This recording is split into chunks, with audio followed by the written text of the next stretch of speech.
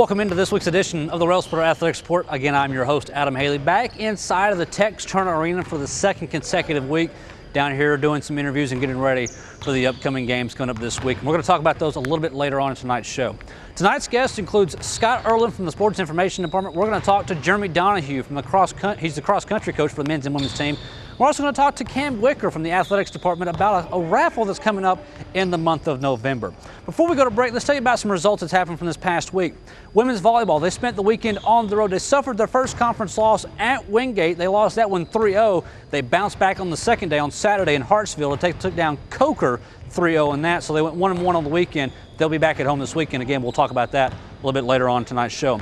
Women's soccer, they were at home. It was bark in the park day for the men's and women's soccer teams. The women's team actually falls to Lenoir-Rhyne 4-0, giving up 4 first-half goals in that contest en the route to another South Atlantic Conference loss. The men's team, however, picked up the split on the day for the soccer teams. They defeated Lenoir-Rhyne 1-0 to stop their own losing streak.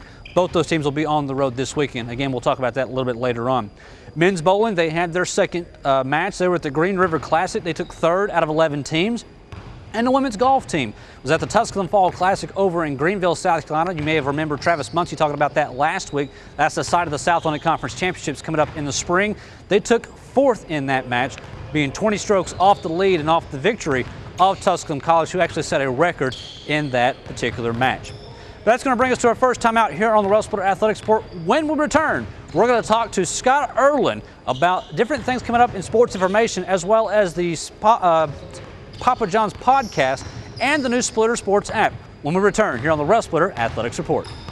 Pinnacle Performance Physical Therapy wants you to know you have a choice where to receive physical and occupational therapy. We take an individualized approach to treating people of all ages. Our therapist's goal is to assist all patients by reaching their pinnacle performance in school, work, and play. We have state-of-the-art equipment such as our Alter-G anti-gravity treadmill, used to rehabilitate injuries and pain throughout the body's lower extremities. Contact us for an appointment at 423-869-9923. Pinnacle Performance Physical Therapy, 362 Catalpa Avenue, Harrogate. Whether institutional case good or architectural woodwork, Nolan Products Incorporated of Knoxville has been serving East Tennessee, Southwest Virginia, and Southeast Kentucky since 1958. From concept to finish, Nolan Products custom builds to the highest quality standards to meet your facility specifications while using only the finest materials available. Nolan Products has been serving and meeting the needs and requirements of general contractors and architects in East Tennessee and surrounding area for more than 55 years. Nolan Products Incorporated, 912 Forsyth Street Northeast, Knoxville. Who's next? Me. Hey.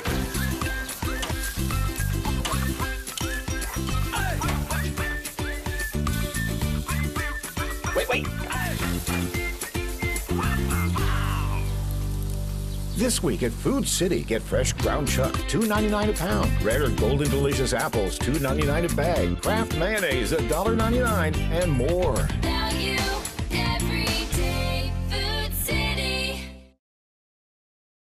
Established in 1982, Dixie Roofing Incorporated of La Follette has been the industry's leader in commercial roofing throughout Knoxville, Tennessee, and surrounding counties for more than 30 years. From medical facilities to office buildings and educational institutions, Dixie Roofing has the experience, expertise, equipment, and know-how to handle roofing needs of any commercial structure, big or small. Dixie Roofing is also on the web at www.dixieroofing.com. Dixie Roofing Incorporated. Welcome back into the Railsplitter Athletics Report, joined alongside by a member of the sports information team here for Lincoln Memorial University, Scott Erland, also one of the co-hosts of Monday Night Sports Talk, if I can throw that cheap plug in there really quick. But Scott, we've got a lot to talk about. Let's start with the website, lmurailsplitters.com. In the past couple of years, it has really taken off and really put a lot of content out. Yeah, obviously we've been making the deal with Sidearm Sports. We went from making that transition from athletic site was a huge move for us. It was really between Sidearm and Presto and the two big clients, and we went with Sidearm, and they've been an awesome admin for us. I think, I'm biased, but I think we have one of the best, if not the best looking website in the South Atlantic Conference. It just it makes it really flashy. All the information's easy to access, and it was a nice change for us and a good look. Something I've noticed that on our website that not a lot of other schools, not even just in our conference, but other schools can do. You've obviously got the press release about the game, but you all do previews and everything else that go along with each game. Well, that's kind of the thing that we wanted to do. We wanted to, from my office, my perspective was we wanted to create as much content as we possibly could for every sport. So if we're getting every little bit of information, I mean, the titles our requirements are in the name. What our responsibilities are in the name? Sports information. We need to get as much information out there as we can, and try to give every sport the publicity they deserve. So yeah, we take pride in that, and in covering every sport, from a preview, from a post-game recap, and then kind of what's going on as the seasons progress as well. You mentioned getting the name and getting the information out there. You have 2 new things that really happened within this, I guess, academic year. We'll start with the podcast. There's the Splitter Sounds podcast presented by Papa John's Splitter Sound Bites podcast. Yeah. So that was awesome because obviously what we wanted to create audio content that could be digested anytime.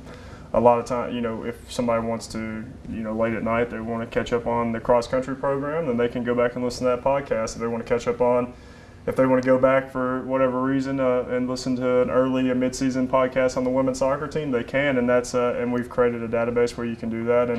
And honestly, it's been a lot of fun for me too, just to even be involved in it, to get to talk to our coaches more often. I talk to them a lot off camera, off air, and stuff like that. But for me, just getting to kind of stay in the know even more than I already try to, and just kind of hang out and talk with our coaches and see where our sports are at, how they're feeling about things is awesome. And I think we've gotten a good return. The feedback we've gotten from it has been good so far, and like I said, really enjoyed doing it, and I hope people are enjoying the content we're creating. I was going to say, I imagine the coaches really enjoy the individual exposure their teams get. I don't know how much they enjoy hanging with me as much as they have to hang with me now, but I hope, my hope is that the student athletes, the fans, the parents, and the coaches all appreciate the work we're trying to put in on that, and trying to give them that opportunity to come on and talk about their program and really showcase their program. Now, something that was just launched maybe about a month ago, if that, was the new Splitter Sports app. Splitter Sports app, yeah. Sidearm Sports is another thing they help deliver to us, and along with the nice looking website is essentially they've created an app for us, and it's a new thing for them too. So we're one of the first ones to get in on the ground level, and it's been fun so far. We're still working out some of the final details of that and stuff, but it's one of those things where it's really cool to me, just where you can go on your phone and you see that LMU logo there, Splitter Sports, and you can go on there and all the releases are there. And if there's any event that's going on that day, it's right at the top. You instantly have access to all the roster pages, the schedule pages, any of the releases we've written, photo galleries, the Splitter Sound Bites podcast, and then of course push notifications where now any final scores, any final results, that automatically is delivered right to your phone. You might not even have to look it out. So the whole point was for another way for us to try to deliver content to, as in the fastest way possible and the most efficient way possible to all of our fan base, and to everyone that wants to have anything to know anything about Splitter Sports. One of the cool things I've noticed on game days with that app, it's so much easier to see the home events the LMU Sports Network is actually producing, because you see the event at the top of the page and you click watch. Right when you open it, right at the very top, it flashes across the top. For example, we have a volleyball match on Friday, and when you go on Friday morning, it'll say watch right there. You can just click it and get that LMU Sports Network feed. All right, Scott. Well, we're still looking for great things. Obviously, I downloaded the app. I'm looking forward to it. It's kind of hard to watch myself for volleyball games. Because you're usually a producer or a broadcaster. Yeah, but it's if I'm ever at home, it's good to see that watch, and I can actually see what's going on with the LMU Sports Network. And I love to be able to do it too, because it's easy access for me to just go on there and see and make sure our website's looking good, and all that information is getting disseminated. So you got the app, which is you can find it in any app store, and you got the podcast, which is on the website. Yes, sir. All right. So that's that. We're going to take a quick break. We'll come back with more Railsplitter athletic support right after this. Are you looking for efficient, compassionate, and comprehensive health care for you and your family? If you are, visit Lincoln Memorial University Medical Clinics in Harrogate and New Tazewell. All healthcare providers are faculty members of LMU's DeVos College of Osteopathic Medicine and are board certified in their specialty. Multiple specialties available are family medicine, pediatrics, internal medicine, OBGYN, geriatrics, and osteopathic manipulative medicine. Locations in Harrogate and New Tazewell. Most insurance plans are accepted. The University Medical Clinic is here to serve you. Call 423-869-7190 for an appointment. It's the Old Town Grill. The Old Town Grill is a special place where you bring more than family, more than friends. Bring a hearty appetite, because at the Old Town Grill, you'll never walk away hungry. A delicious change from the ordinary. The perfect place to bring the entire family. The best food and plenty of it. Join the fun and treat your appetite to something special. It's the OTG. The OTG is the place to be.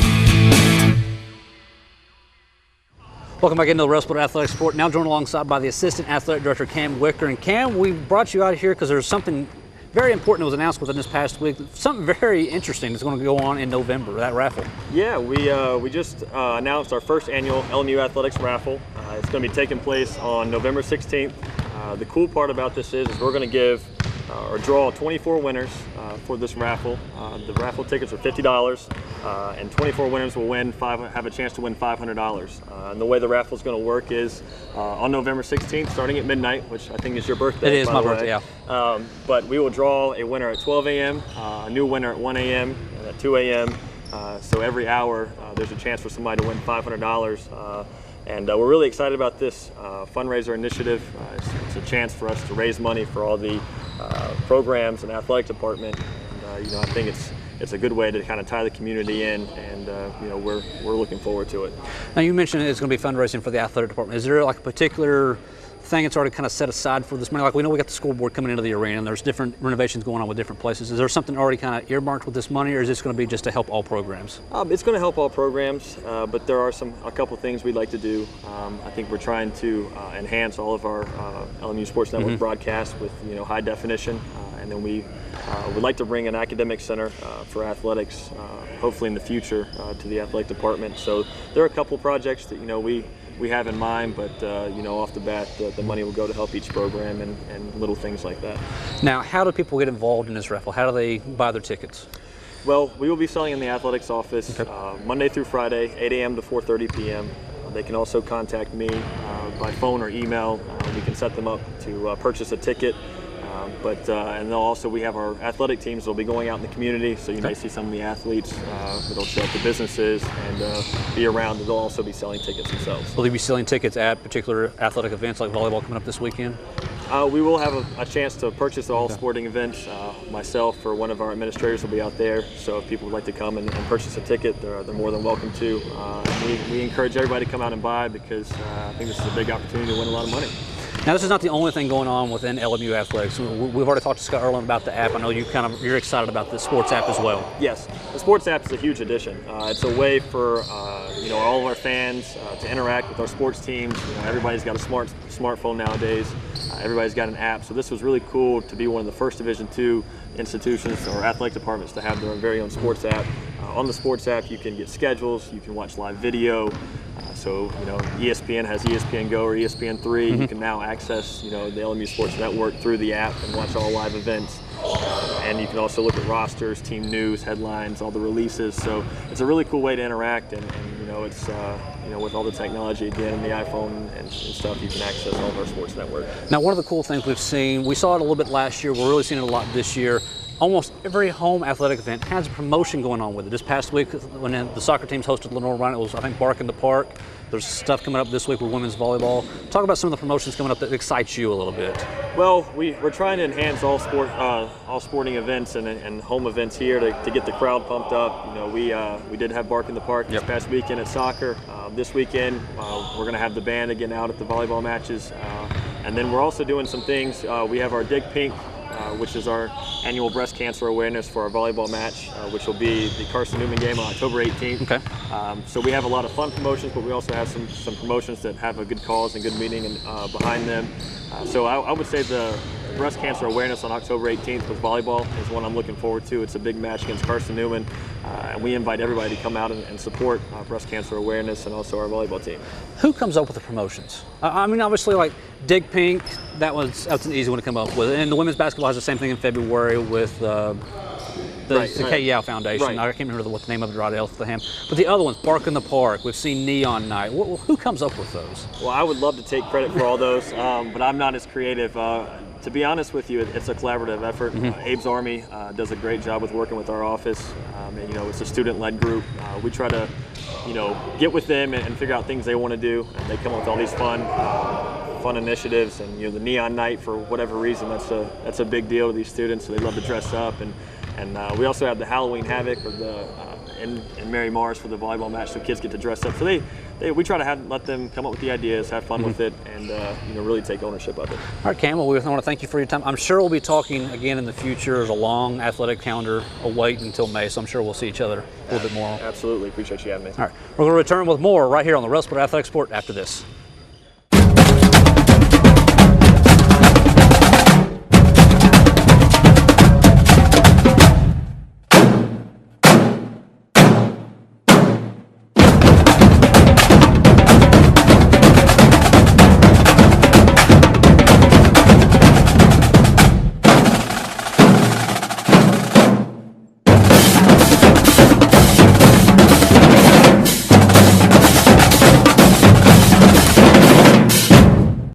Make K&K Metal Sales your only stop for all your residential and commercial metal building needs. For the past 23 years, K&K Metal Sales has covered the tri-state area with quality custom roofing and siding with many grades, gauges, and colors in stock. If you're looking for complete steel or wood building packages or steel or wood trusses, K&K Metal Sales can help with that, as well as heavy-duty custom carports. Great folks and great prices. Stop by K&K Metal Sales located at 6986 Cumberland Gap Parkway or call 423-869-4261. Welcome back into the Railsplitter Athletic Sport. Now joined alongside by men's and women's cross-country coach Jeremy Donahue. Coach, unfortunately, you're the last of the fall sports to finally join us for the first time. So my apologies on that, but welcome to the Athletic Report. No worries, just glad to get on. You've got two teams to talk about. We're going to start with the women's side. You've already actually had three matches, or three, I guess that's the way it is, meets already before. You've got one more regular season of the conference meet to go.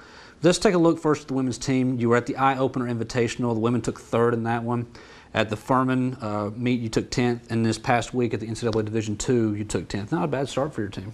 Yeah, I mean, we knew going into the season it was going to be a tough year. Mm-hmm. We're very limited in depth and have a few working back from injury that are not going to be during this cross-country season as good as we know they'll be come track season in the spring. And so the women's side has been a work in progress, gaining some experience for some of our freshmen. And I've been impressed with how they've run. Knowing it was going to be a tough season, they've come out and each race have probably surprised me a little bit of how well they've run as a group and packed up pretty close. You talked about the lack of depth. For some of the people that are not necessarily familiar with cross country, we've talked about it in the past about it's more than just running around. What are you looking for depth-wise from a team? You score 5, okay. So ideally, when it comes championship season, you have 7 that count in the scoring, and so you want to be able to have 7 strong runners that if one of them's off, can step up into the top 5 and pick them up. Mm-hmm. Where we have right now 5 running on the women's side, they all have to be on each race out for us to put us in the best position to be successful. And so that's a little bit more stressful, a little bit more pressure on them when you don't have that depth. And then also you got to stay healthy when you have just 5. Mm-hmm. So that's kind of the pressures that come with it. Does it make it more difficult knowing you think you've only got 4 regular season meets before you get to the conference in fall? I like it. Okay. It's in running it's common. You don't want to race. Sometimes the athletes maybe want to race each week, but just in terms of developing the athlete and not wearing them down, that's number is a good number before you head into championship season. Now it's important that you make those races count, mm-hmm. and that they go into it focused and not give lackluster efforts because you have limited opportunities. But it's something I know that's different from other sports where you don't have as many meets or matches, but it's something that they're used to. You talked about the lack of depth, but again, this past week at the Division II, instead of a D2 meet, you still took 10th place. That has to, you're talking 3 top 10 finishes in your first 3 meets. That has to give you some motivation or confidence going forward. Yeah, I think what we look at too is when we've been up against some conference and region teams, how we've competed, mm-hmm. and we've seen at least one conference or region team, and usually multiple at each of the races, and so that's really within each race what we're looking at too, and how we're matching up. And early season, I think we talked again about it's finishing the top half of the conference would be a success this season, and I think the early season results that it looks like maybe exceeding that just a little bit of what we talked about is going to be possible. And so again, this past weekend it was a good field, very strong teams from outside the region that we normally see, teams coming from the Atlantic and up north. So we saw some good competition that you don't see unless you make it to nationals, and so it was a good meet, and thought they did compete well.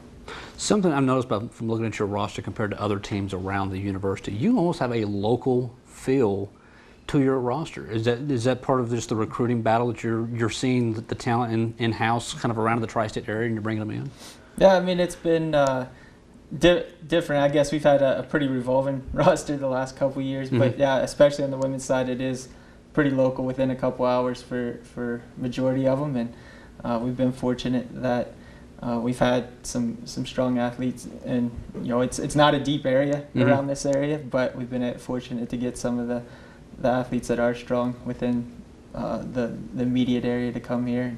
We do want to branch out and start pulling in some outside talent as well, but yeah, we like having that local feel too. Are the Twins hard for other teams to kind of work against? I mean, this is the first year we get to see them running together. Yeah. That even though they're juniors now, this is the first cross-country season they've been running together, and they have been pushing each other. Where Allie's been working back from an injury, and Laney's got some consistent training. They've run pretty close together each meet and have alternated in the first 3 races, and so they're definitely tough, and they push each other in those races. All right, you're getting ready. You've got the Fast Cats meet coming up on October 8th before the South Atlantic Conference. What are you looking for to get this last one to work your way toward the conference? I mean, good couple weeks of training right here coming up before we head into the championship portion of the season.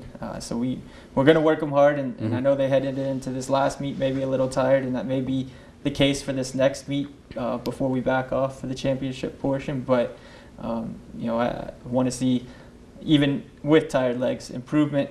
I'd like to see our gap come down a little bit, 1 through 5 in this next meet. But overall, I think we're looking good right now, and I'm happy where the women are at. Let's switch to the men's side. They had the same 3 meets. Eye-opener, invitational. They actually took first in that one. The Furman, you finished 12th, and the D2 showcase, you took 8th place. Yeah, I mean, the men starting off with a win, it's always nice to get a win. It's been a while since we've done that, and so that was a good start to the season. And then Furman, I think we ran okay at that race. It wasn't as good as the first one out. We had a couple guys have off races, especially in our 4 and 5 spot. And we're just back as a team. We really wanted to be closer towards in Anderson and UNC Pembroke. So that wasn't what we knew we could be later in the season, but still solid showings. And then this past weekend, we knew we were going to be without one of our top 5, and then made a race day decision to hold out another one of our top 5, just being cautious with them with injury. So the result on paper maybe for the guys doesn't look as good as it would have been if we had those 2 guys in place, but the ones that did run, showed up, and knowing that they were going to be down these key guys, they still put it out there and raced hard throughout the whole race. And I think, if you look at times, sometimes trying to compare it, it's not fair because courses are different, and so it may look like they had fallen back from the first couple weeks, but in reality, they ran well against the ones that did run this past weekend. Ran very well against the competition, and George leading the way with almost squeaking into the top 10 against a lot of region-ranked teams from, like we talked about, all over the East Coast. That has to make it difficult on the coach, knowing you've got one runner injured, and you've got to hold out another one, knowing you're getting ready to head into the conference championship. Yeah, the one runner we know will be back. It's something that we know. It was just a one meet thing, and and Brandon being out as well, we know was being cautious where he got injured last year. We know this race was, why you always want to show up good, especially like we talk about with this D2 showcase meet being something that's really getting going. We wanted to have a good showing there, but at the same time, we know there's bigger fish to fry down the road, and we needed to be smart. For us, like we've talked about in the past, where it all comes down to conference. We don't have to qualify our way into a conference meet or anything like that. So it allows us at least the opportunity to make those smart decisions and not put pressure on running a guy that's injured early season. Now, you mentioned pressure. In the off-season this past summer, the University, the athletics department, they hired Coach Black to kind of help with the cross-country and the track and field side. That had to help you up a little bit, knowing you could concentrate more on different aspects. Yeah, it's been great since Coach Black's gotten in here. He has a great vision for what he wants this program to become, and really raise the bar, which we've had going on cross country, but especially now on the track side, and just make this a full track and field cross country program, and be competitive within the conference, but then also start getting some athletes in here that can qualify for nationals. And like you said, it gets me back to where I feel comfortable on the cross country distance side, putting the focus and giving the kids a little bit more attention. And then he's has a lot of great experience in several different programs that he's bringing here, and great ideas that is really going to lift us to another level. Got about 30 seconds now. What are you looking from the men's side working to the conference meet? Got to get healthy, with Brandon especially, get him healthy. Otherwise, everybody else is looking great. So it's just staying the course, making sure they're doing the little things to stay healthy. I think we're as healthy as we have been the past couple seasons outside of Brandon right now. So we feel like we're in a good spot and excited to head into the championship portion. All right, Jeremy, good luck for the best of luck as we go forward, and good luck, if you will. All right. Thank you. All right, we're going to be right back with more Railsplitter Athletic Support right after this. If you enjoy lakes, boating, mountains, and great food, you'll love Norris Landing Marina in Claiborne County, Tennessee. Located off Lone Mountain Road, Norris Landing Marina has these benefits for you: a 170-slip marina with seasonal rental slips, rental pontoon and pleasure boats, vacation cabins and cottages, a 23-space RV park, and Jimmy's Place restaurant. Great food and casual dining in an on-the-water setting. Contact us and make the Norris Landing Marina your enjoyment destination. Juggling my family schedule is a full-time job. Between school, dance practice, work, there's little time left to worry about much else.